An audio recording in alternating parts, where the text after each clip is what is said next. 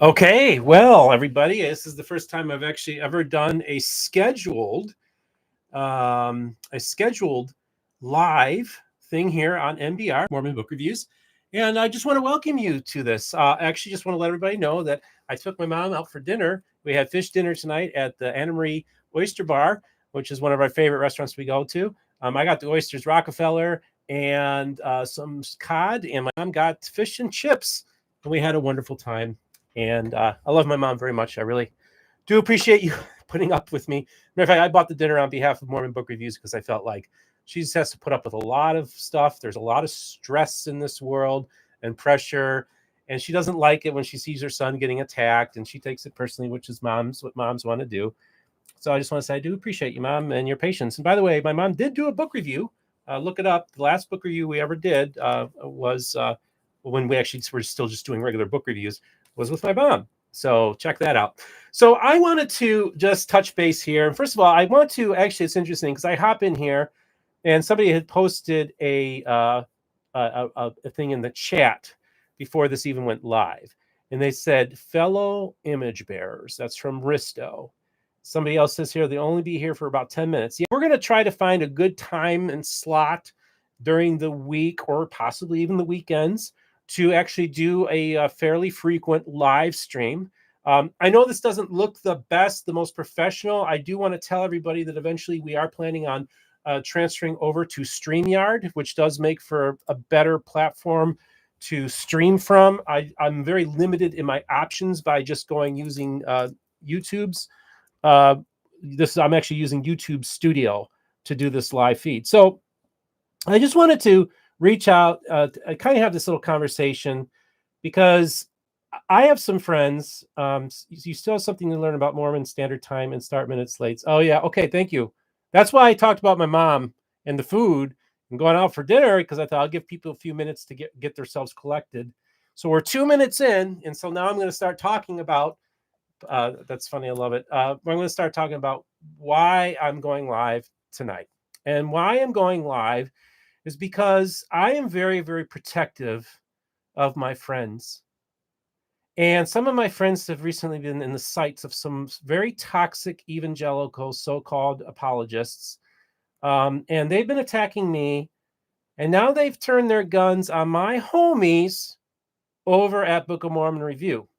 Now, you need to understand something. I made a vow to their mother that I will watch out and protect her kids as they go out into this whole world of this Mormon podcast world, this Mormon YouTube world, because people have been pretty harsh on them, and they're young. I mean, Benjamin, I was just zooming with him. He was helping me. I was helping him. He's 18 years old. Sister Kate is 23. We got another son, Luke, who's a really cool dude. He's off camera, but he's an awesome human being. And he's 21. And we got these Christian apologists. I don't even really know what they are. I mean, I've done research. Trust me, I've done research. I've done a heck of a lot more research on them than they've done on me. I can promise you that. So I feel very like, I don't even feel like I'm not going to give their names. I don't want to dignify them with a response because that's what they want. They want me to take the bait. I ain't taking the bait. But when you attack my friends, then I'm going to stand up for them. So they recently accused them of being wolves in sheep's clothing, that they're trying to go into the evangelical world and convert people to the Church of Jesus Christ of Latter-day Saints. That's a lie. You're bearing false witness. You do not know what you are talking about. And when people lie and bear false witness, I will point it out. Just ask many, many people who used to be critical of a lot of my friends, who no longer are critical of my friends, because I exposed them and their lies as well. All right?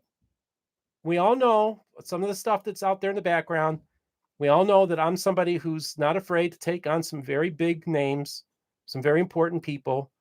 And when I see some unethical behavior going on, or if I see people who are doing, more importantly, bad research, so-called researchers, Christian researchers, and then this guy who goes out of his way to refer to me as a progressive. Now, when he's saying progressive, he's meaning that in a pejorative sense. I have many, many progressive friends. I have many, many friends who are LGBTQ community, and I will defend these people too, okay? But I know when he's calling me progressive, he's using it in a slur, and it's a lie. Why? Because I have stated very clearly on many, many forums, many platforms and said, I am not a progressive, nor am I conservative. I'm a libertarian Christian. I'm a libertarian Christian, which means maybe some of the stuff I say sounds kind of progressive, but guess what? Some of the stuff I say also sounds conservative. But if you'd done your research, you would have known that that's a lie calling me a progressive. And again, I don't have anything against progressives. I think one of the most important progressives in the history of the United States was, what's his name? Well, he's the Christian who ran for president. I'll get his name. I'll get it in a second. He ran for president as a Democrat, one of the leading progressives and one of the most important evangelicals. He was involved in the Scopes monkey trial. And the name will get to me. As a matter of fact, I know the book is sitting around here somewhere. He's the guy that went against Claire. William Jennings Bryan. That's right. William Jennings Bryan was an evangelical Christian, one of the most important evangelical Christians in the history of the United States, and also one of the most important progressive politicians in the history of the United States. Imagine Bernie Sanders, but instead is an evangelical Christian, but has all the political views. That's kind of how you could look at William Jennings Bryan. So the idea that you can't be progressive and an evangelical is also not true. Tell that to Tony Campello. Tell that to William Jennings Bryan. Tell that to the people at Sojourners Magazine. These are also people who identify as evangelical and are progressive. So when anybody tries to gatekeep, whether it's within the restoration or outside of the restoration, and decides they're going to be the self-appointed gatekeepers who are going to say who's in and who's out, well, we all know what I do with silos. I blow them up. With walls, I tear them down. And with bridges, I build. And anybody who attempts to defeat or destroy the bridges that I am building will have to deal with my very passionate views on that, okay? So I just want to know, every say, okay, yeah, thanks for the comments here. Steve, sounds like individuals project an arbitrary narrative upon you amid a binary paradigm. That's it. See, that's what happens when you have Manchian thinking, either or thinking. My favorite example really is when this fairly prominent Presbyterian minister, who, by the way, has been in Utah for like 20 something years trying to save Mormons. And by the way, when I say his name to people, they're like, I've never heard of that guy. Even in the Christian community, never heard of that guy. Mormons, never heard of this guy. But he had the nerve to go on my Facebook page and was going after me because I was attending the Bickertonite baptism, and goes and says, is Joseph Smith a prophet of God, or is he a con man? Not interested in the question, sir. Your either or thinking is why this country is in a mess. I'm sorry, but you know what? You got 3.5 hours, Pastor? Because it would take me 3.5 hours probably just to answer the first half of that question. Was David the apple of God's eye, or was he a murderer? You see, people are complicated. Issues are complex. And when you try to go and do this nonsense, this binary thinking that's very destructive, this is why our country is in this position that it's in, because people are looking, it's like one side or the other. Now, my friend there earlier said on that the fellow image bearers, that person posted that before I even went on here. And that's the key thing. We also have to recognize that we're all God's creatures. We're all fellow image bearers. And God showed me early on with this channel, when I was first starting the channel, he placed me on one side of the street with one group of people holding the signs. And then there was another people across the street holding signs opposing the people on my side. And God went to me and he said, see those people across the street? He said, just remember one thing, Steve. Those are fellow image bearers. Fellow image bearers. About 90% of the guests on my program, you could argue I disagree with. There are some people I've had on this program that I do not like. But I also feel it's really, really important that all voices are heard. And I also feel that when people are bullying these kids over at Book of Mormon reviews, I'm going to stand up. I want to make it loud and clear. Anybody goes after them, they're going after me. And you will have to deal with me. Leave the kids alone. They're on a faith journey. And when they see people, so-called Christians, attacking them the way they're doing and bearing false witness against them, do you think they really want to have anything to do with your church and your movement? See, people don't understand that we're all on a journey. And we are all image bearers. And we need to exercise and show the fruits of the Spirit. And you know, these critics of mine, these critics, I have yet to see one single fruit of the Spirit. One. Well, by their fruits you will know them. Now, I'm not going to go on and play this game, who's a Christian, not a Christian. I know they've accused me of not even being a Christian, by the way, just to have you know. And this is nonsense. This hurts me so much. It hurts me because these yahoos who stand out in front of the temples holding their signs, and maybe they're mocking, maybe they're wearing the temple clothes, outside a general conference or the opening of a new temple. Those LDS folk, they're all standing by and they're walking by. They think you're a joke. They don't take you seriously. I mean, think of David Boyce. Remember David Boyce's beautiful video and when he went to General Conference and contrasted the ugliness outside from the evangelical community to the beauty inside of General Conference. That was a really powerful video. He didn't have to say any words. He just had to show some images and understand the battles that's going on here, which is highly unfortunate. Now, this is the thing. Do we have disagreements? Evangelical Christians and Latter-day Saints? Yes. Do we have theological differences? Yes. But that doesn't give us an excuse to be nasty to each other. It's so funny because I'll hear from these people who are believing, we got to fight. Jesus, he turned over tables in the temple and he told it how it was. And it's like, yeah, he did. But these were to the Pharisees and to the corrupt temple system. But the most important thing you need to understand, and Dr. Kyle Bashir is my good friend who's a Southern theologically trained Baptist minister. Well, he's actually a pastor in a non-denominational church and really a well-regarded Mormon scholar. Okay. He made the comment on Rick Bennett's program. The difference is that Jesus didn't turn over the tables at the temple in Samaria. He did it in Jerusalem. So guys, the problem is I'm turning over the tables in Jerusalem because I do think that the evangelical church is corrupt. I do think that the evangelical church has sold its prophetic birthright for raw political power. So when I've aligned myself with the new evangelical movement with Tim Whitaker, and I have found a local church that has the same values I do, we're going to try to reclaim evangelicalism from. And look, I almost 3 months ago almost walked away from using the term evangelical because I didn't want to be disgusted. I was so disgusted with the nonsense that was going on our side. But God told me to go visit this church, and I never visited this church before. And I walk in there, and there's Tim being interviewed by Pastor Dan Miner of the Harvest Church in Sarasota, Florida. And they're having a conversation. And the name of his podcast is The New Evangelicals. So of course, I was the very first person to grab the microphone. I usually am. And I introduced myself and told him my mission. And I was embraced by that church right away. So I knew it was the right church. And Tim's a good guy. Now, some say, I say, Tim's a progressive. Maybe he is. But in order for the new evangelical movement to work, it can't be political and just choose one side. See, what destroyed the mainline church in America was that it embraced progressive politics and became political, all political. And I still go to progressive churches these days, and it's a political rally. Okay. Well, guess what's happened to the evangelical church? Same thing. All politics, no Jesus. Sick of it. And I honestly tell you, I think some of these people that if you are a evangelical who voted for, or if you claim to be an evangelical or a Christian and you didn't vote for Donald Trump in the election, I think a lot of them would think you're probably not a Christian. That's how sick and corrupt it's become in our side.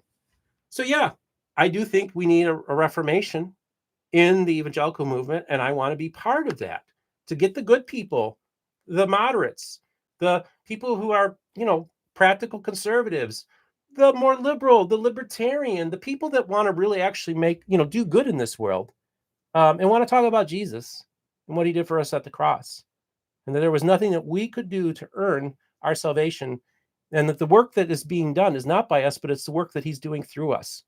And whenever I see that work being done through somebody vis-a-vis the fruits of the Spirit, I know I'm dealing with a fellow Christian. And I don't care what church building you go to on Sunday morning. God don't care what church building you go to Sunday morning. The question I have is, do you have a personal relationship with the Savior? That's the key question. So for people to go after my friends at the Book of Mormon Review channel, shame, shame, shame on you. You're a bunch of bullies. You're showing your true colors. And you are not doing any research. You don't know the whole story. You don't know their background. I've spent hours with them. Okay. I know their story. And they're lovely people.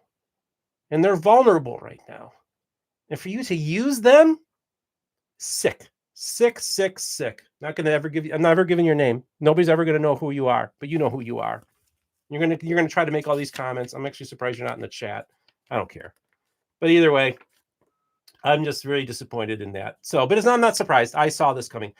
I do want to let you all know that I am going to start naming names and calling out some people that I feel are doing damage. And they're doing damage, especially within the context of how in the world can we do building of bridges and trying to bring civility back. You know, one of the things I wrote down is the importance of civility in our society. And I've been trying to use this channel as an opportunity to model how we can do it, how we can get people from different viewpoints, different political worldviews, and get them to talk to each other. Okay. But we also have to call out the toxic elements in both of our movements. Okay. There are toxic people in the restoration, and they also attack me too. But you know what? For me, that's Samaria. And by the way, for restoration, you're Jerusalem and we're Samaria. See, it's just how we have to understand the way our worlds are done. And we got to be creative in how we think. And this Manchian, binary, black-white thinking is what's destroying our country, destroying our churches, and it's destroying families. The time for civility is now. So, but if the bullies out there, and I'm so sorry, I really dig your channel. I've learned a lot watching. I'm getting a ton of chats here. Let me just go through and make sure. Wow, thank you so much for all the kind words. Thank you. You know, I wish I had that way of posting, you know, putting them up on the screen here. But I just want to say, I'm reading the chats here, and I want to thank you all. And of course, I think you can all revisit the chats after this is done. And so, yeah, I just want to say, I do really appreciate doing the live thing, because I can start getting feedback from people.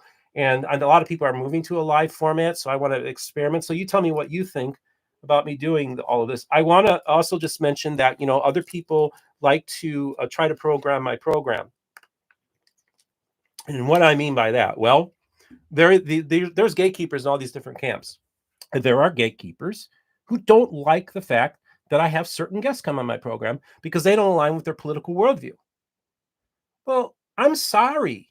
That's the reason why this place is such a mess. I'm going to have people who have different worldviews than I do, and I'm going to platform them, and I'm going to give them space to tell their story, and then I'm going to give people that disagree with them the space to push back and do it in a civil way. I am going to be involved in I'm going to moderate. I'll give you some information. I can't give you the format yet or the place we're going to do it, just because it's a little early. But I'm literally going to moderate a discussion type kind of debate between Thomas Murphy, anthropologist, and Rod Meldrum about DNA in the Book of Mormon. And do you know why I'm going to do it? Why? Because I'm friends with both, and they trust me, that they know that I'm going to be fair. See, that you don't understand, folks. Literally, I am on my Zoom all the time, and I am moderating. I'm literally getting people together who have disputes with each other, who haven't maybe talked to each other in 10 or 15 years, and getting them to sit down on Zoom and talk. See, you don't understand the work that I'm doing. It's just the tip of the iceberg, what you see. What's happening on in the background is incredible. It blow your mind. So we're actually able to show that we can get people to come together and talk to each other and do it in a civil and Christian way. Now, this is the other thing. Does this mean that I'm all pro LDS, all pro church? No. And I've been on Mormon freaking stories. Okay. I've been on Mormon discussions. I've been, I mean, come on. I mean, to say that I'm some apologist for a church, that's ridiculous too. And that's lazy learning. That's lazy research. Again, these people have, some of these people actually work for an organization that has research in the name. And again, some of these people have been very, very cruel to me as well.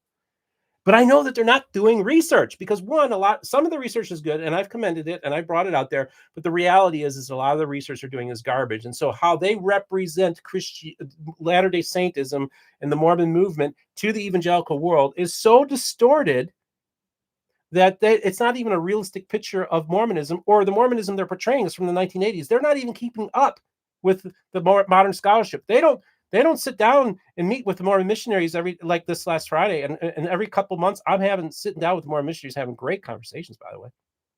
I'm plugged in.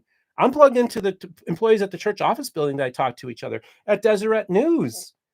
I talk to general authorities. I have sources in almost every single major branch of the restoration. Why? Because again, they trust me. And, honestly, all these people, and again, if I said their names, most people would say, I don't know who that is. That gives you the idea of the impact that these so-called evangelicals are having in the state of Utah. They're not. And it's ironic that this guy, okay, lives with his mom in a 50-year-old mobile home, who drives a 15-year-old car, who buys all his T-shirts at the thrift store, or every once in a while maybe gets on sale at BYU, a 1099 T-shirt for $10.99. It was on sale. Gets all his T-shirts from a thrift store and has 2.5 pairs of jeans to his name. And I'm taken more seriously in that world than any of these other evangelicals who got, by the way, again, I will tell you, nobody's ever heard of you. Okay. Just so you know, I just got an email on Friday night. Here I am talking to the Latter-day Saint missionaries. And I'm telling them, so you know what's the most amazing thing? I'm just this dude. I don't have all these titles or doctorates or anything like that. I'm just this is all not all an autodidactic enterprise. No institution or no individual can take credit for me in one sense, because literally I'm self-taught. And my car just turned 20. I had a Lincoln Town car before that was 21 years old, but I would have still been driving, but we had electrical issues. Okay. Just so I just let you know. And I'm telling the Latter-day Saint missionaries, I said, in the scholarly community, they really respect me, and they don't ever pull rank on me. They actually kind of treat me almost like a peer, not quite, because obviously I don't, but many ways like a peer. Like, they're very respectful towards me. And then my phone dings, and I get an email from a president of one of the major one of the leading scholarly organizations within Mormondom. Let's just say that. Said, Steve, you've been nominated to sit on the board of directors of our organization. Me? And the names that are the people that sit on this board are huge, important people. And they felt that I was of some kind of stature. I don't get it. I'm just some dumb YouTuber out in Florida hanging with his mom, right? And within the scholarly community, they take me seriously. Whereas all these so-called Christian apologists are not bringing anything to the table. Nobody's taking them seriously. And none of the lay people are reading your stuff. And so then these so-called Christians that are attacking my homies, don't do it. I just want to make one thing very clear. If you go after Rebecca Biblioteca, if you go after anybody that's a friend of mine, that are Pynakkerism, just some dude talking religion from an early Mormon point of view. Okay, that's cool. Yeah, that's Latter Daily Digest. Hey, Gene, how you doing? And I did lose my train of thought there. Sorry. Oh yeah, anybody takes on my homies, my friends, anybody who is close to me that I've taken under my wing, and if you lie about my friends, or if you try to attack them, or you try to use them to make a name for yourself, or to get clicks, or to get views on your channel, I'm going to stand up for my friends. I did it for Jeff McCullough. I did it for Jonathan Neville. I did it for, I'm doing it for Book of Mormon Reviews. You see, that's the key thing. Wherever there's bullies who think they have a platform that they can bully other people, I'm gonna push back on you. I will. Oh yeah, Ken, thanks for feeding the missionaries. Yeah, it's my pleasure. It's my pleasure. My channel paid for the missionaries dinner on Friday, and it paid for my dinner with my mom tonight, because I have to tell her, I have to give her props for everything that she's put up with. You can't imagine the stuff she has to put up with me. My phone dings 150 times a day. I mean, you would be absolutely shocked at who I'm talking to. By the way, I just want to let you all know is this. Tomorrow, I just got the text right now. It's confirmed. Tomorrow morning, I will be interviewing Nick Jones, the recently excommunicated, or the person who recently resigned from the pulpit, and who was just the latest guest on Mormon Stories. I will be taping an interview with him, along with my co-host, Summer Rain. Summer, if you're watching, that's why I was trying to call you earlier. I just got confirmation that he's ready to go tomorrow morning. And so we're going to tape. And I was actually going to talk about that earlier. And of course, I went on the tangent, which I'm apt to do. Just think about this, that he's coming on my program. He went on the biggest anti-Mormon program, Mormon Stories. And now he's coming to a channel that's more neutral, more moderate, more looking at different points of view. And we're going to have a conversation. because it's important. You understand that my audience is definitely more faithful. It originally was actually a Book of Mormon, a Mormon Stories audience for the first year. And then about a year and a half ago, it shifted dramatically to being more of a faithful audience. It was an amazing shift. I think it clicked for a lot of TBMs that I'm not a hater and that I don't have a hidden agenda and that I'm not a wolf in sheep's clothing. And my phone, literally my phone is just exploding right now, just so you know. And I want to have a conversation with Nick about why he left the church, because again, it's the Mormon Stories audience and the audience I have, there is some overlap, but there's a lot of people who will never watch Mormon Stories, but will and watch Nick's interview on Mormon Stories, but will give Nick a shot on my channel. It's going to be a rough interview, and he's going to say things that are going to make people feel uncomfortable. And for those of you who are easily offended, it might not be the best episode to watch, but we're going to have an adult conversation, which is what we're apt to do here on Mormon Book Reviews. We're going to have adult conversation. It's going to be civil, and he's going to be critical. But it's important that you hear it. Why is it that one of the rising stars, probably one of the best known Mormons in the state of Mississippi, okay, he was friends with the largest pastor of the largest Southern Baptist church in Mississippi. So he was the best known Mormon in the state of Mississippi, you could argue. Why did he resign?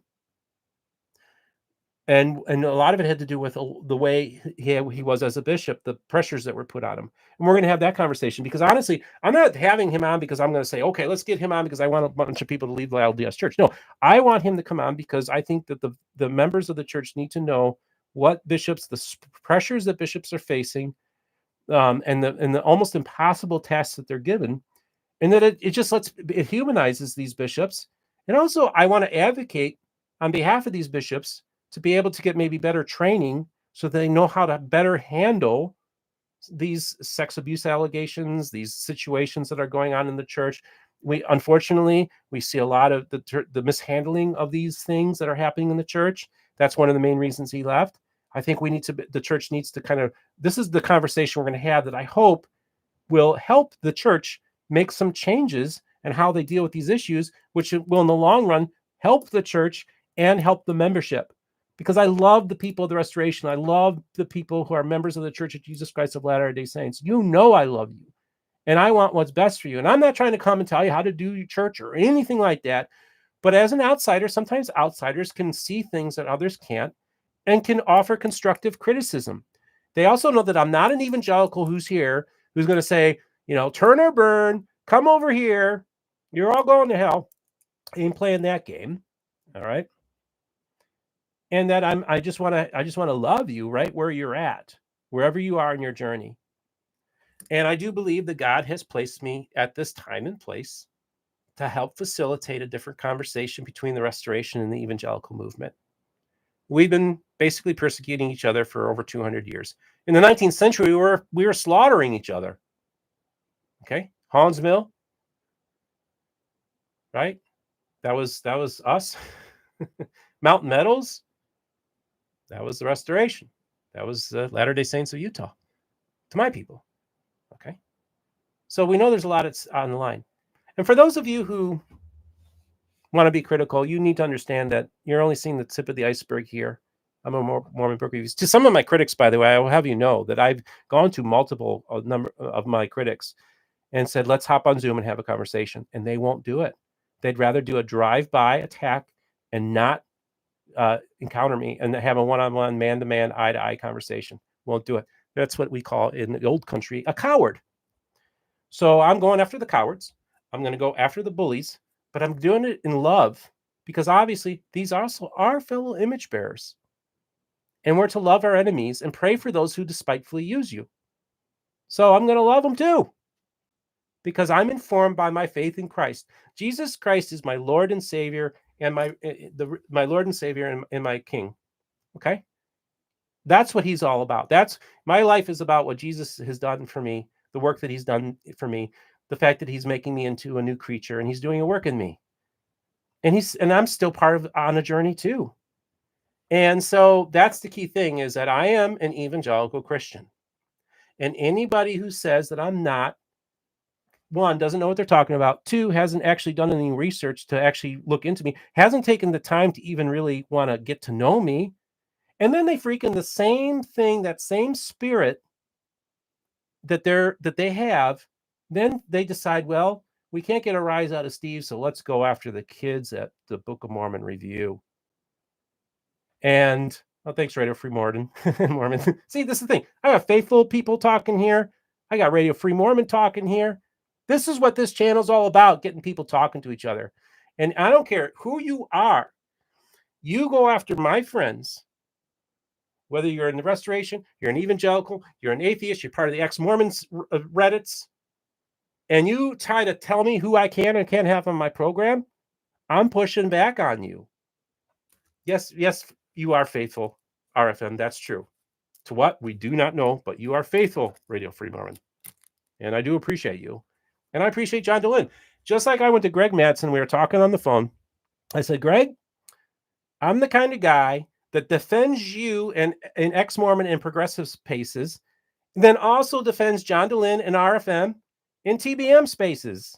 All right, Summer Rain in the house. Did you get my message? We're going to be interviewing the Bishop Nick tomorrow, 9 a.m. Mountain Time. Better be ready. Glad to see you. I hopped on there, Summer. And I'm really excited about having Summer on as my new co-host. Now, just so you know, this isn't mean that I'm replacing Rebecca. Rebecca's doing her thing in Mormonish, and obviously we got to be respectful of her time, but she's going to still be doing stuff with Mormon Book Reviews. What an incredible episode we did with Jacob Hansen and Greg Mattson. Oh my gosh. And that was actually Rebecca's idea. So for those of you who don't like me platforming, and what are you going to say about Rebecca? Are you going to say that Rebecca's a grifter too? Was her idea? See, that's what I don't like. You deplatform me not for anything other than the fact that, and I'm talking to some people, you know who I'm talking to. You deplatform me. Other podcasters can go and post in your Reddit and get no flack at all. But because I don't have the right guests, you start. Look, I went on one of these Reddits and promoted my the Christmas Eve special that Radio Free Mormon was on, and they took it down. Why? No reason other than the fact they don't like the fact that Greg Mattson is on my show. Guaranteed. They'll tell you they think I'm spamming. They say I'm spamming. Then I see other podcasters doing the same thing. I'm like, no, you know who you are. Maybe we'll hop on Zoom again sometime and maybe we can smoke the peace pipe. But I just think it's just unfair. Oh, here we go. Rebecca's jumping in. Oh my gosh, I'm not Christian or Mormon. People who label themselves as X are usually cringe. Oh, that's an interesting perspective to hear that. Yeah. You know, sometimes I think it's really important. I think that's why I like Rebecca's term post-Mormon. I think it's a more positive connotation. And again, where you're at, I don't care. If you're an ex-Mormon, that's fine. If you're an atheist, that's fine. I ain't hating on you. You all know this to be true. I don't hate on anybody except for the bullies, except for those who claim to be Christian, and but they don't act like Christians. Okay, I'm going to call out that BS. Sorry, that's just how I roll, homies. So I figured I was just going to do like a 30, 45-minute little conversation, and ex-wife, post-wife. Oh, hey, Anthony, my producer. He's in the chat. Man, Anthony, say hi to everybody. That's great. Awesome stuff. I was glad to see all my friends jumping in here. This is kind of cool to see all these people in the chat. And again, once I transition over to StreamYard, I'll be able to start putting stuff in. And by the way, super chats, please, if you want to make a donation, please, that'd be awesome. Like, I'm going to be wrapping up in a couple minutes, but if you're thinking of making a donation to the channel and you want a shout out, do it right now, because I'll give you a shout out and a thanks for everything. So let's see. Like I said, a lot of things are happening on the channel. Interviewing Nick this week. Oh, I've also on Wednesday. Oh, I'm going to have a really, really naughty person that I'm going to be interviewing. Extraordinarily controversial in both the Mormon and evangelical community in Utah. And we're going to have some fun. Oh, like life format from my homie David Boyce of 52 Churches. Thank you. How's the sound in the video? You know, I'm still, this is all an experiment. I haven't done this before. Let me know how that goes too. And so, yeah, I just, no, it's not new name. Noah. No, not him. This is actually a fairly controversial Utah-based evangelical that's at one time was probably one of the biggest names in the evangelical community. That was probably one of the most well-known anti-Mormons in the state of Utah for a long time. He's since kind of gone off in a different direction, but he's coming full circle, if you will, and heading back into this space And we're going to talk about a very extraordinarily interesting theological position that he takes that's going to really probably tick off a lot of people, but that's fine. That's what we do. I want to make people feel uncomfortable. I want to challenge your faith, not to destroy it or undermine it. I want to challenge your faith to strengthen it. I also want to comfort the afflicted and afflict the comfortable at the same time. That's what this channel is all about. I think y'all get me. So I just want your feedback. Do you guys think that I should do like a weekly live thing? And it would probably just me be kind of like riffing, which I'm prone to do. Like I do tell people I am a talker. Okay, Ken Kersey, $10 in the super chat. Woohoo! We did it, $10. Oh my gosh. Yes, that is so awesome. Thank you. And again, once I get over to those of you who are in the live chat, obviously can see it. But those of you who are in the video won't see this, but you could revisit it. But I would otherwise put it on the screen like those guys with that fancy StreamYard do. The reason why I haven't transitioned to StreamYard, by the way, is because I'm so used to using Zoom. And I've had people tell me like, yeah, I did it. And I had some issues with some interviews. Like I don't have the privilege or I don't have that chance. I'm not chancing messing up an interview the first time I do StreamYard. So I want to make sure I understand StreamYard to do it the right way. And improv stuff works well. I've got set up. Oh, StreamYard. Okay, yeah. So yeah, the improv stuff. Yeah. Oh, by the way, speaking of improv, did you know that my hobby that I'm going to probably take up this year, it's very low stress because I really feel like I need to be able to do something that's not so stressful that this space is. So I have decided that I'm going to do something very relaxing.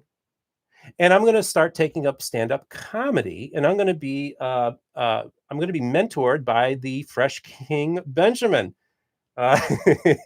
So watch out for that. Yeah, for what I do for relaxing is going in front of people and doing stand-up comedy. That's what's relaxing for me. Just so you understand, folks. And just so you know, real quick, I just want to tell you all a little insight into myself. And again, in just case if you're just dropping in on this conversation right now, the whole reason I'm having this thing is because some Christian, so-called Christian bullies decided they're going to go after me, but they weren't getting the attention that they wanted, so they decided they're going to go after my friends at Book of Mormon Reviews and attack those kids. Well, sorry, ain't going to happen. Ain't going to attack my friends and my homies. Just ain't going to happen. Going to protect them. So let that be the word. So I was involved in politics. I'm going to finish up with this last story. They're going to wrap up because I know in about 15, 20 minutes, there's another live program that you have recently made a habit of watching every Monday night. And by the way, I won't be breaking any news on it tonight. So sorry, I couldn't keep the streak alive. But I was involved in politics in high school in Northwest Indiana. I got my start in high school in Northwest Indiana, Lake County, Indiana, the second largest state largest county in the state. And actually, people don't realize this because it's Democrats, so it's not going to be reported. Sorry, there is definitely liberal media bias. But the last Democrat political machine that existed on American soil was the East Chicago, Indiana political machine headed up by Bobby Pastrick, mayor of East Chicago. And they still had a stranglehold on the county. And people don't understand this. Like every presidential candidate would go to East Chicago for Democrats, would go to East Chicago to kiss Bobby Pastrick's ring. Bobby Pastrick was one of the most powerful Democrats in the country, and he had the last political machine. So whereas the Daley machine, essentially Old Man Daley's machine, died in the 70s, the East Chicago machine made its way into the 90s. Well, guess who was a young kid who decided to run a congressional campaign at the age of 20 in covering that district? And it was the closest we ever came to electing a Republican was in 1994 for John Larson. And I was the campaign manager. And then I ran for county commissioner. Okay. And I'm running for county commissioner in the second largest state of Indiana. One of the other people on the ticket was Mayor Steve Goldsmith of Indianapolis, Indiana, who spent $3 million of Chicago television ads to reach our market. $3 million. Okay. Just keep that in mind. Mayor Steve Goldsmith's running for governor. Here's Steve Pynakker running for county commissioner. What did I do as running? Well, first of all, I got endorsed by the Times of Northwest Indiana, which is the largest newspaper in the market. 2, I ended up leading the Republican ticket. I did the best in that district than anybody, and I only raised $20,000. So it goes to show that even though the person above me on the ticket, the guy actually underperformed and hurt me. I actually outperformed him, and he spent $3 million in my market. I spent $20,000 and outpolled him. So people, you understand, I'm a very scrappy guy. I don't need a lot of resources. I'm proud of that run that I did for county commissioner at a very young age. I thought that was my calling, but boy, politics can be really hard. But also, just so you know, by being involved in politics, and I was the state vice chairman for the Indiana College Republicans, and I was attended the national conventions for Republicans. I knew senators and congressmen by first names and everything like that. I was very, get ready for the newscast, RFM. We'll see you. I'm finishing up right now. I was a kid running against the most powerful political machine left in America as a county commissioner candidate. So that really prepared for me for this world, which can be very tough. But I understand politics. I understand how the game is played. And sometimes there's a time to be peaceful, and sometimes there's a time to fight and stand up for what's right and protect your friends and their reputations. So I'm wrapping this up. The American release. I haven't had any good experiences with the libertarian movement. Yeah. You know what, Jason? I appreciate you. Yeah, I am a small L libertarian, and I do think there's some excesses within libertarianism as well. I am still a registered Republican, but I will tell you, I'm not really happy with the direction of our party or the direction of this country. So that's where it's at. I'm kind of just a kind of middle of the road guy now, who wants just be sensible solutions to all this kind of stuff. So either way, I got to prep. I got to head out and hang out with my homies at Wolf's Head every Monday night. I got some friends I like to hang out with. So I'm going to head out there tonight. And I want to thank everybody for hopping on. Again, Ken, thank you again for the $10 super chat. That is so cool. That's the first time that's happened live here on MBR. So tell me what you think of the format, folks. Leave your comments in the description. Judging by the numbers, it looks like a lot of people were here watching, and we had a lot of people engaged. We're going to continue doing this kind of thing and having fun. And don't hit the like. Thanks, Sarah. Don't forget to hit the like button, and don't forget to make sure that you have all your notification buttons turned on, because who knows when I'm going to hop on next. Either way, just remember, the most important thing that we have to remember all the voices of the restoration will be heard here on Mormon Book Reviews.